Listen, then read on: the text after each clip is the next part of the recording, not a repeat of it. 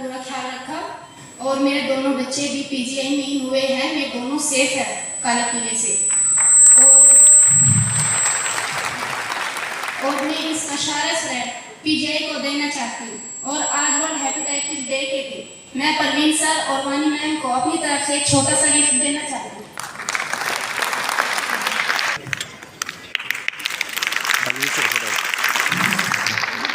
ये vertical transmission बचाने के जितने जाते सबूत है, माँ भी ठीक है, इनके दोनों बच्चे भी स्वस्थ हैं। साहब हैं, उनका एक उदाहरण मैं आपको बताना चाहूँगा। उसके बाद इस न्याय पे चला। जसवीर से मेरी पहली मुलाकात director office doctor R K. Yadav के ऑफिस में आरटी अपील के दौरान हुई थी। जसवीर आरटी इंफॉर्मेशन चाहता था कि यहाँ पे कैसे हुआ, तब हमारी पहली मुलाकात हुई। इसके जज्बे को देख के मैं बहुत सलाम करता हूँ जसवीर।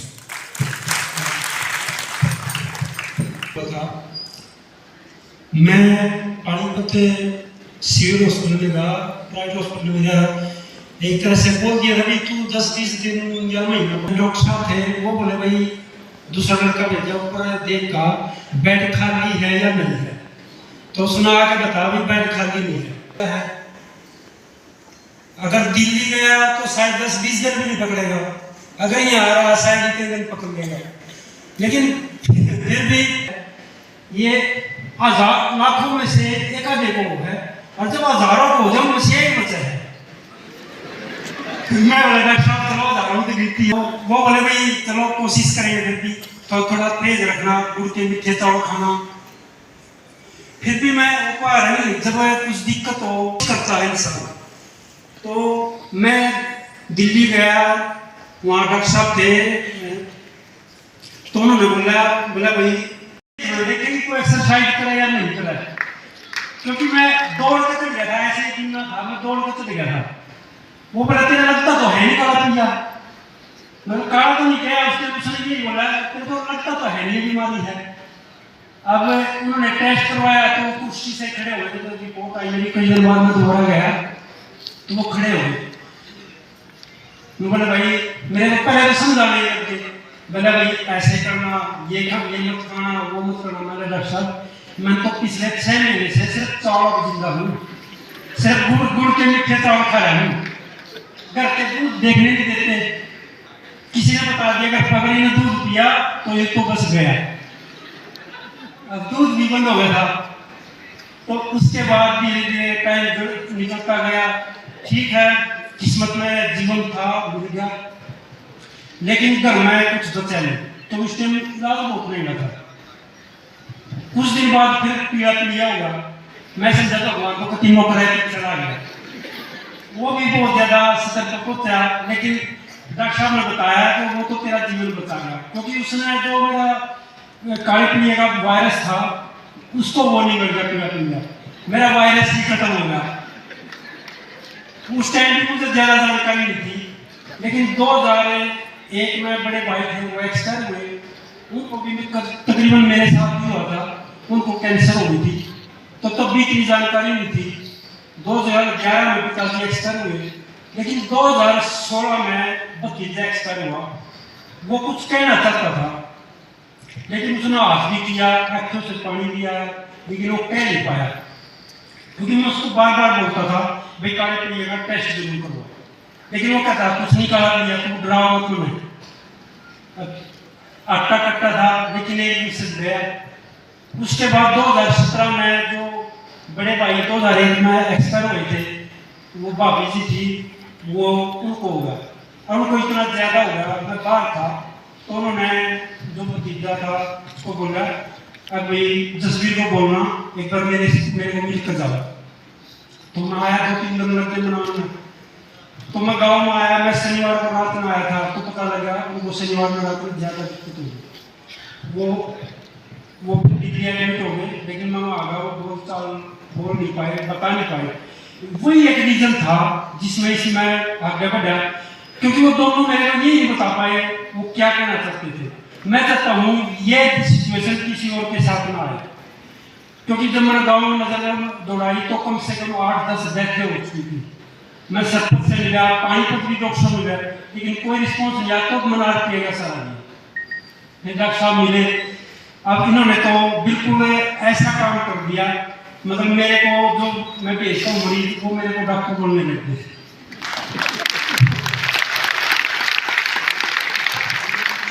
थैंक यू, मैं धन्यवाद। सबका बहुत धन्यवाद। तो मेरी यात्रा शुरू हुई थी 2010 में। उस टाइम मैं ऑफिस में था और शाम को मुझे मेरे भाई का फ़ोन आया जो एक सॉफ्टवेयर इंजीनियर है कि उसने मुझे बताया कि मेरे ब्लड डोनेशन में कुछ मिला है। तो मैंने उससे पूछा कि क्या है, तो उन्होंने बताया कि मुझे हेपेटाइटिस बी है। तो 2010 में तो हेपेटाइटिस बी के बारे में किसी को इतनी ज़्यादा जागरूकता नहीं थी, तो मैंने उसको गूगल किया। तो मैं ऑफिस में था, मैंने गूगल किया तो गूगल पे तो और भी बहुत सारी डरावनी बातें थी उसके बारे में कि ये बहुत ही खतरनाक है और इसमें जीवन चलना बड़ा मुश्किल है। तो घर आके जब पूरे फैमिली का स्क्रीनिंग हुआ तो हमें ये वर्टिकल ट्रांसमिशन था जो माँ से बच्चे को आता है, यानी कि हम दोनों भाई हेपेटाइटिस बी पॉजिटिव। तो 2010 से 15 तक मैं अभी भी अंडर ट्रीटमेंट हूँ।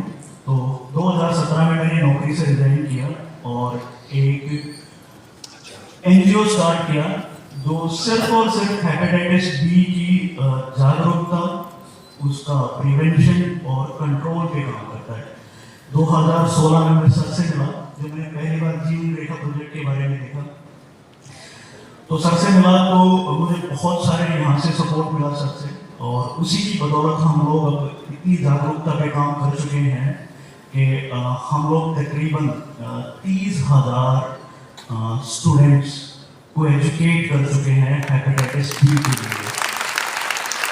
और हम लोगों ने कोलैबोरेट किया है आईआईटी के साथ में, आईआईटी रुड़की, आईआईटी दिल्ली और जितने प्रीमियम इंस्टीट्यूट हैं, ताकि हम हेपेटाइटिस फ्री कैंपस बना पाएँ। तो सबसे पहली चीज़ है जागरूकता, जिस वजह से जैसे मुझे सबसे पहले पता लगा था कि हेपेटाइटिस बी क्या है, तो अगर आप देखेंगे तो बहुत बड़ी लार्ज पॉपुलेशन को तो यही नहीं पता है कि हेपेटाइटिस बी है क्या, कितना गंभीर है, इसका इलाज कैसे संभव। तो ये यात्रा 2010 से स्टार्ट हुई है और अब मैं पूर्ण रूप से हेपेटाइटिस बी की जागरूकता पे काम करता हूँ और कोशिश करता हूँ कि कोई पॉजिटिव केसेस मिले तो रेफरल के थ्रू हम उनको सबसे जोड़ पाएं। Thank you. क्योंकि जब मैं इनको पहली बार मिला, कहते हैं कि भगवान का किसी ने दर्शन नहीं किया। भगवान हम लोग प्रोग्राम करते हैं, लाइव प्रोग्राम करते हैं, मैंने भगवान अगर देखा है तो डॉक्टर साहब ने देखा है, ये सच्चाई है जी बिल्कुल। मैंने इनके अंदर दर्शन किए हैं भगवान के। मैं अपनी हिम्मत हार चुका था, मैं हर रोज़, मेरी बिटिया है ये, हम लोग, मैं रोता था, मेरे बच्चे रोते थे, लेकिन डॉक्टर साहब के पास जब मैं गया, डॉक्टर साहब ने मुझे बोला क्या हो गया आपको। कहने लगा पहले तो आप गाना सुनाओ, पहले तो गाना सुनाओ आप। तो गुड़िया ने थोड़ा गुनगुना दिया। तो मैंने बड़ा देखा है, डॉक्टर देखे, लेकिन डॉक्टर साहब जैसा मैंने आज तक कहीं डॉक्टर नहीं देखा। ये इतना प्यार से, इतने भाव से समझाते हैं कि बंदे एकदम से समझ आ जाता है कि हाँ तो ठीक है, आधा ठीक तो वहीं पे हो जाता है। तो मैं फिर से, मतलब मैं कहता हूँ डॉक्टर साहब मैंने बॉम्बे जाना था, गाना गाना था। कहते फिर जाओ। कहते आप क्यों कर रहे हो? मैं कहता मैं ट्रैवल नहीं कर सकता। कहते नहीं, कुछ भी प्रॉब्लम नहीं है, आप नॉर्मल हो, हमारे जैसे हो आप, बस थोड़ा सा आपके लीवर में क्या है, थोड़ा दबाव है, आप डरिए मत, आप काम करिए अपना, जो आपको अच्छा लगता है, जो आप खा सकते हो। और डॉक्टर साहब ने मुझे इतनी हिम्मत दी, मैं आज अपनी लाइफ में, अपनी ज़िंदगी में प्रोग्राम भी कर रहा हूँ और जाता भी हूँ, गाने भी गा रहा हूँ और बड़े ऊंचे स्केल पे गाने गा रहे हैं। लेकिन डॉक्टर साहब की कृपा से मैंने तो यही में भगवान देखा है, मैंने नहीं देखा, लेकिन मैं इन्हें देखता हूँ।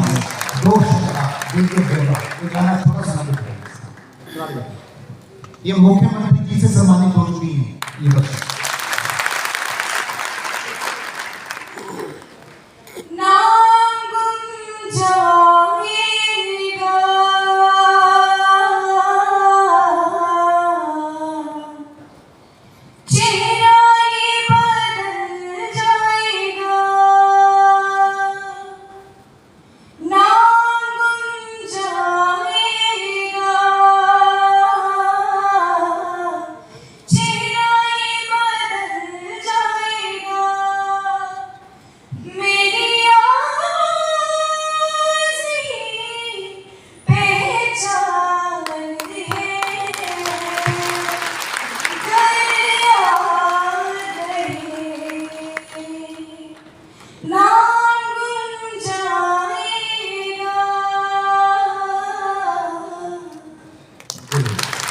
साहब ने मुझे एक वादा किया है।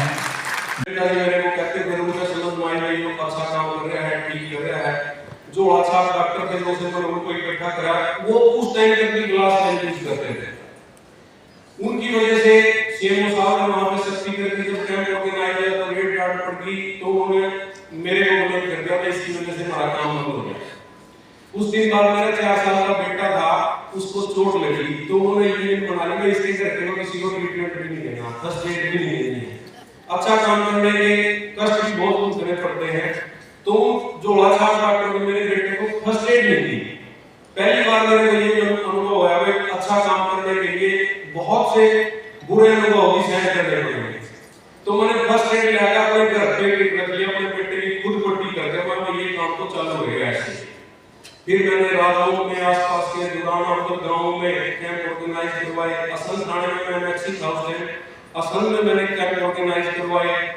वहां से ज्यादातर जहां भी जाओ 35-34% लोग पॉजिटिव मिलते थे और इलाज काफी महंगा था। तो हमने सरकार को उसके कंप्लेंट दे गए, दरखास्तें दे गए, जो अपने राहत कोष के फंड हैं जो गरीब आदमी थे उनके लिए पैसे लिए, पूरे तो नहीं मिलते थे, 10-20 हजार रुपए कहीं गवर्नमेंट से मिल जाते थे। ऐसे इलाज करवाना चालू कराया। पहले मेरे गांव से मैं एक मरीज आता था और जब लास्ट में हम आने लगे तो हमारी वैन भर के आए ट्रीटमेंट करवाने के लिए लेके आए। धन्यवाद सर। मैं सबसे यही कहना चाहूंगा, डॉक्टर साहब को भी यही कहना चाहूंगा, हमारी इस जागरूकता के कार्यक्रम में किसी और समूह में जैसे कि इस बीमारी को हराने के लिए कहीं भी जरूरत पड़े हम आपके साथ तहे दिल से खड़े हैं और इसी तरह जागरूकता में उसमें जहां भी कोशिश रहेंगे उस एरिया में इस जागरूकता को जारी रखेंगे। और एक मिनट की और डॉक्टर साहब से परमिशन लूंगा, मैं अपने नार्कोटिक्स डिपार्टमेंट की तरफ से जो लीवर से डायरेक्ट जुड़ा हुआ है वो सबसे ज्यादा नुकसान करता है जो नशा करता है।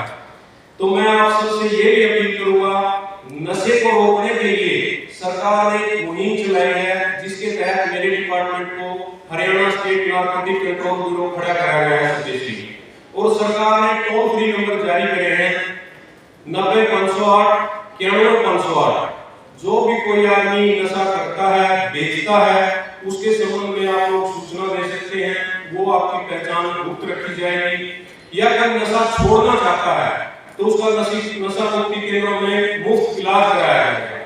यही सभी चीजें आपसे शेयर करते हुए बहुत बहुत धन्यवाद। तो लिए थोड़ा सब अलग रखिए और मेरे माता पिता ये कहो बच्चे को बर्तन के लग रहे हैं क्या क्या बात होगी, मां कुछ नहीं, मां थोड़ी सी दिक्कत है उसको बता के 4 इंजेक्शन लगे थे महीने में, 1 इंजेक्शन लगते 4 दिन बुखार नहीं उतरा था और फिर डॉक्टर साहब कहते थे क्रोसिन के अलावा कोई गोली नहीं लेनी और 4 घंटे से पहले नहीं लेनी। धन्यवाद करूं जिन्होंने उस टाइम में मेरे को सपोर्ट करा।